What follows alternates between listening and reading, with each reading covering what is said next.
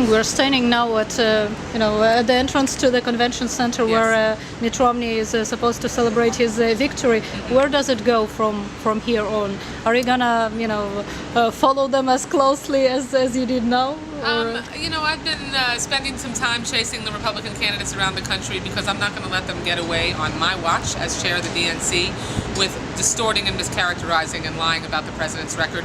And I think voters need to know that there is a dramatic contrast, and this will be a clear choice in this election. A choice between a president who's fought for the middle class and working families, who's given tax breaks to 95% of Americans, 17 different tax cuts for small business owners, would fight to protect Medicare and Social Security, versus a Republican field led by Mitt Romney, who would change all of those things and who would make sure that people who are already doing well can do even better, and to heck with the middle class. I'm not surprised that Republican voters would not know who or what Mitt Romney stands for, because he's spent the whole election being willing to say anything to get elected. In Iowa, he says that he would veto the DREAM Act, but in Florida, he changes his position and says, oh, there's a version that he would support.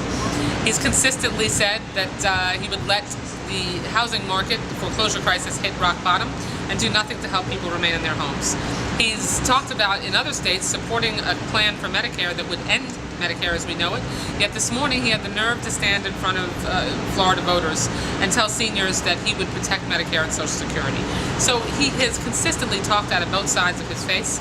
No wonder that voters don't know who he really is or what he stands for. But you're commenting almost exclusively on what Mitt Romney has to say. So is Newt Gingrich victory in primaries is better for Democrats? They're really interchangeable. There really isn't much difference, or almost any difference, between the Republican candidates. They're all trying to outright wing each other.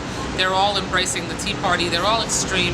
And in contrast with President Obama, who has been fighting for the middle class, who would stand up for Medicare and has made sure that Medicare adds years of solvency through the Affordable Care Act, that seniors would not face benefit cuts.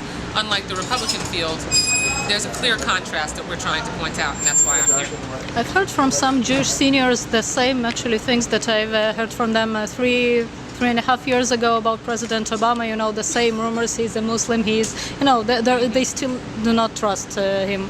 Why, and how you can work on it? Well, the overwhelming majority of Jewish voters here in Florida and across the country are supportive of President Obama, will support President Obama in the general election, because in the Jewish community, we care about, in terms of domestic issues, making sure that we have a top quality education system, that we make sure that our healthcare system takes care of people who need that help, that we stand up for people who have no voice, and that we fight for civil liberties and civil rights.